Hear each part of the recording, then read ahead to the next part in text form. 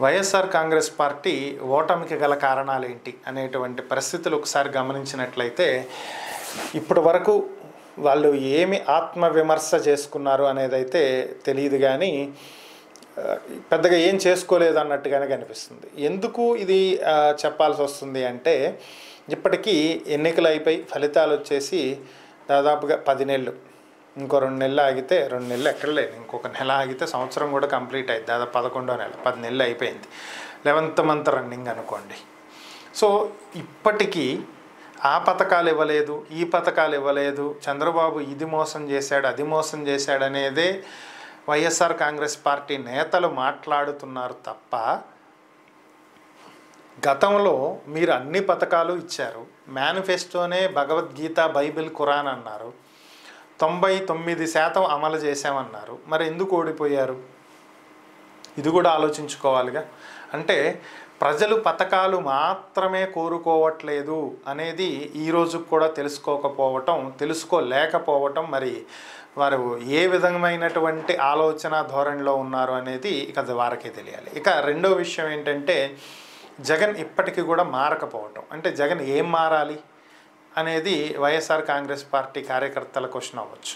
But నేననేది ఏంటంటే, ఇక్కడ మారటం అంటే జగన్ ఫస్ట్ నుంచి చేస్తున్నటువంటి ఒక తప్పు ఏంటి అంటే, తన అనుకున్న వాళ్ళకి పదవులు కట్టబెట్టడం. అది పార్టీలో పదవులైనా కావచ్చు, ప్రభుత్వంలో పదవులైనా కావచ్చు. దానికి వారికి అర్హత ఉందా లేదా అనేది చూసుకుని పదవులు కట్టబెట్టాలి. దానివల్ల పార్టీ బలోపేతం అవుతుంది, మరొకసారి అధికారంలోకి రావడానికి అవకాశం ఉంటుంది. ఇది నేను గతంలో కూడా చెప్పాను, ఇప్పుడు కూడా చెప్తున్నా, ఇంకోసారి కూడా చెప్తా. ఎందుకంటే ఇంకోసారి కూడా జగన్ మారాడు కాబట్టి.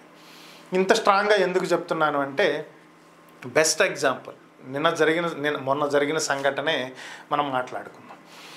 పార్టీలో నెంబర్ 2 స్థానంలో ఉండాల్సినటువంటి నన్ను కిందకి తోసేశారు, జగన్ పార్టీలో కోటరీ ఉంది అని చెప్పి విజయసాయిరెడ్డి చేసినటువంటి వ్యాఖ్యలు. సో ఇక్కడ విజయసాయిరెడ్డి గమనించాల్సినటువంటి విషయం ఏంటంటే, ఆ కోటరీలో one of the member Vijayasai Reddy అని. సో ఇక్కడ విజయసాయిరెడ్డి ఏమి కోటరీకి అతీతుడు కాదు, ఆ కోటరీలో ఈయన కూడా ఒక సభ్యుడే. సో మిగిలినటువంటి కోటరీ సభ్యులతో పడకో, లేదంటే మరొక దానికో ఆయన కోటరీలో నుంచి బయటకు వచ్చారు, చివరికి పార్టీ నుంచి కూడా బయటకు వచ్చారు.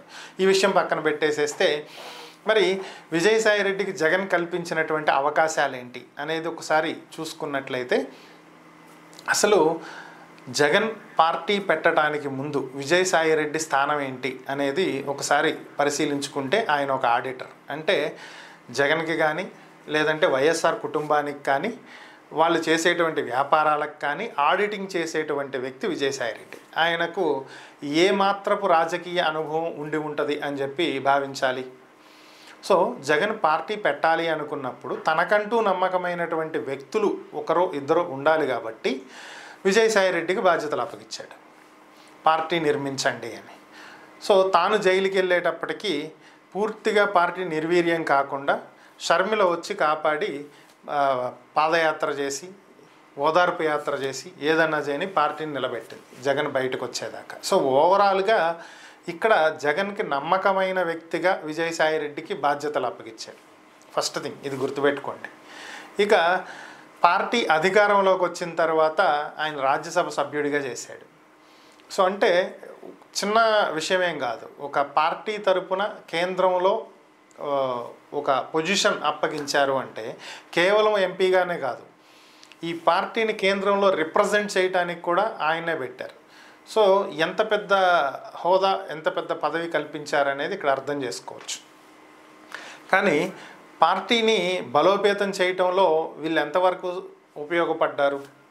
ఒక విజయసాయిరెడ్డి అనే కాదు, వైవి సుబ్బారెడ్డి కావచ్చు, లేదంటే ఈ రిపోర్ట్లు ఎప్పటికప్పుడు రిపోర్ట్లు అందించినటువంటి చెవిరెడ్డి భాస్కర్ రెడ్డి కావచ్చు, లేదు పార్టీ అంతా తానే నడిపించినటువంటి పెద్దిరెడ్డి రామచంద్రారెడ్డి కావచ్చు, వీళ్ళందరూ కొన్ని నియోజకవర్గాలకు జిల్లాలకు ఇన్ఛార్జీలేగా. మరి ఏ స్థాయిలో పార్టీని బలోపేతం చేశారు? ఎందుకు కార్యకర్తలకి జగన్కి మధ్యలో ఒక గ్యాప్ ఏర్పడింది? ఆ గ్యాప్ ఈ రోజుకి ఎందుకు ఫిల్ అవ్వట్లేదు? సొంత పార్టీ నేతలే జగన్ ఉండటం వల్లే ఈరోజు పార్టీ పరిస్థితికి వచ్చింది, దిగజారిపోయిందని మాట్లాడే స్థితికి ఎందుకు వచ్చారు? ఎందుకు అంటే వీళ్ళు నా వాళ్ళు, నన్ను నమ్మిన వాళ్ళు, నా మనుషులు అని చెప్పి వీళ్ళు ఈ పదవిని నిర్వర్తించగలరా లేదా అనేటువంటి కనీస ఆలోచన ధోరణి కూడా లేకుండా అందరికీ పదవులు పంచడం, పార్టీలో జనరల్ సెక్రటరీ దగ్గర నుంచి అన్ని పదవులు ఓవరాల్గా. సో అదే కారణం, ఇప్పటికీ అదే ధోరణిలో ఉన్నాడు. ఈ రోజుకి కొన్ని వింగ్స్ మార్చినప్పటికీ, ఏది అధికార ప్రతినిధులు కావచ్చు, సోషల్ మీడియా కావచ్చు, ఐటీ కావచ్చు, ఇంకోటి కావచ్చు, పదవులు మార్చిన ఉన్నది ఎవరు? ఆయనకు సంబంధించిన వాళ్ళు, బంధువులో, దగ్గర వ్యక్తులో, తెలిసిన వాళ్ళు. అంతేగాని ఆ పదవి వాళ్ళు నిర్వర్తించగలరా లేదా అని చెప్పి చూసిన వాళ్ళు అయితే కాదుగా. సో ఇదే జగన్ చేస్తున్నటువంటి తప్పు. ఇప్పటికి కూడా ఈ పద్ధతి మార్చుకోకపోతే, ఈరోజు ఒక విజయసాయిరెడ్డి బయటికి వెళ్ళి మాట్లాడుతున్నాడు, రేపు పొద్దున ఇంకో 10 మంది విజయసాయిరెడ్డిలు ఇలాగే తయారవుతారు. అంతకుమించి పెద్ద మార్పే ఉండదు.